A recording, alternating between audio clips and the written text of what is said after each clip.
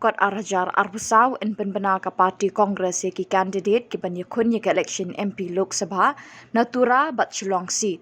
Working President ka Meghalaya Madhya Pradesh Congress uba Ronnie V Lingdo haga khat kendai trik kulan kot arajar arbusau uloong baminta na kaliang ka parti kadang kot application ni ki Kyrtong ki beronjing temu banya Khun ki MP election na ka Congress party bat Shen en sajit ki Kyrtong ki ba ka parti ka ibet banya Khun ki election MP.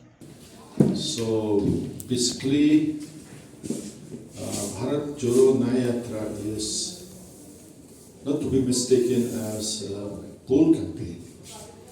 It's to highlight so many issues: price rise, and then attack on the constitution, misuse of the CBI, IT, ED on opposition members, and I think it's you can call it an infamy, where democratically elected leaders, MPs, Member of Parliament, 146 of them have been suspended.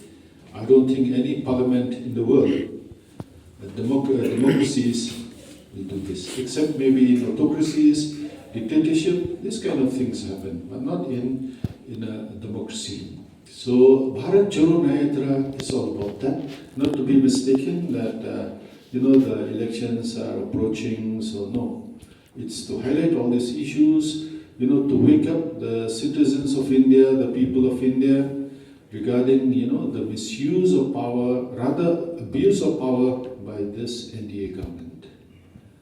You see any opposition, and I think if you look at the statistics, none of the ministers or MPs or MLAs are affected by this witch hunt of the BJP, where they set the CBI, the ED, the IT after all these leaders, especially if they are popular, they have the support of the people, then the BJP, the NDA will ensure that they set these people against them, so that it hampers their work, it hampers their interaction with the public. So then you see price rise, unemployment, and then even religious freedom.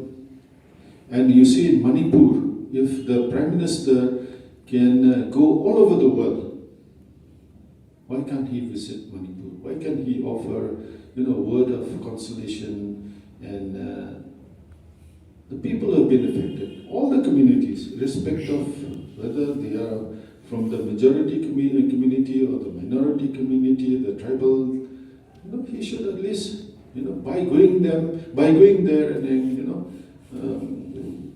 sharing the grief, the pain, and by keeping silence, it's like encouraging those forces that keep, even now Manipur is still on the boil.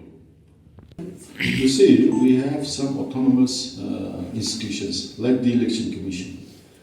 Now, regarding the appointment of members of the Election Commission, now will be decided by the government. So where is the autonomy anymore?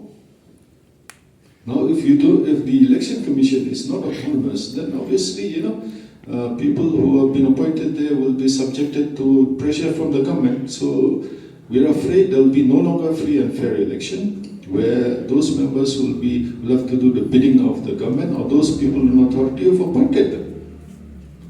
You see, our founding fathers had ensured that democracy is free from interference. So we have the Election Commission, we have so many other institutions that are autonomous. Now those are being affected.